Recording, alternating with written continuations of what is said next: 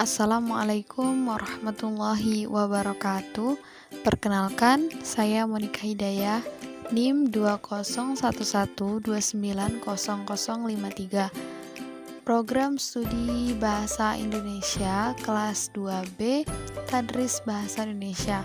Mata kuliah Fonologi, dosen pengampu Ibu Dina Putri Juni Astuti MPD. Tugasnya itu membuat video tentang proses terjadinya bunyi bahasa. Proses terjadinya bunyi bahasa. Proses terjadinya bunyi bahasa menurut Abdul Syarif dapat dibagi atas 3 komponen, yaitu A. Komponen subglotal. Komponen subglotal terdiri dari paru-paru kiri dan kanan, saluran bronchikal, dan saluran pernafasan atau trakea.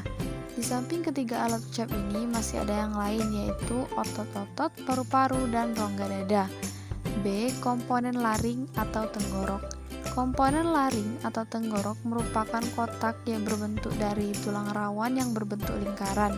Di dalamnya terdapat pita suara. Laring berfungsi sebagai klep yang mengatur arus udara antara paru-paru, mulut, dan hidung. Selanjutnya yaitu komponen supraglotal. Komponen supraglotal adalah alat-alat ucap yang berada di rongga mulut dan rongga hidung, baik yang menjadi artikulator aktif maupun menjadi artikulator pasif. Terjadinya bunyi bahasa dalam proses produksi bunyi bahasa pada umumnya dimulai dari proses pemompaan udara keluar dari paru-paru melalui pangkal tenggorokan atau laring ke tenggorokan yang di dalamnya terdapat pita suara. Supaya udara itu bisa keluar, pita suara itu harus berada dalam keadaan terbuka. Setelah melalui pita suara yang merupakan jalan satu-satunya untuk keluar, entah melalui rongga mulut atau rongga hidung, arus udara tadi diteruskan keluar udara bebas.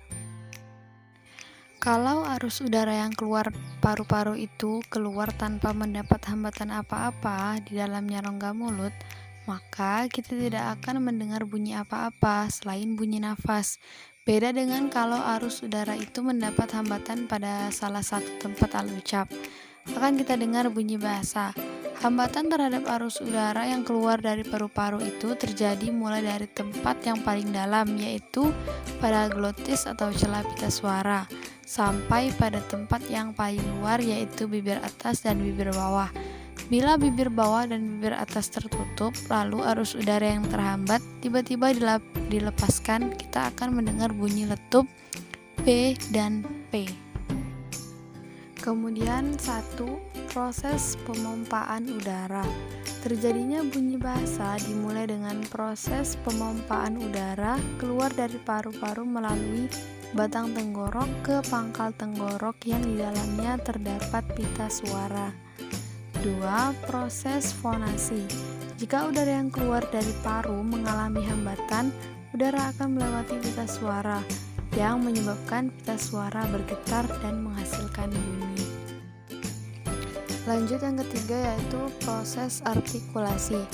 Sesudah melewati pita suara, tempat awal terjadinya bunyi bahasa, arus udara diteruskan ke alat-alat ucap tertentu yang terdapat di rongga mulut atau rongga hidung. Tempat bunyi bahasa tertentu akan dihasilkan. Tempat bunyi bahasa dihasilkan disebut tempat artikulasi, yaitu proses terjadinya artikulasi dan alat yang digunakan disebut alat artikulasi atau artikulator. Kemudian yang keempat yaitu proses R atau nasal.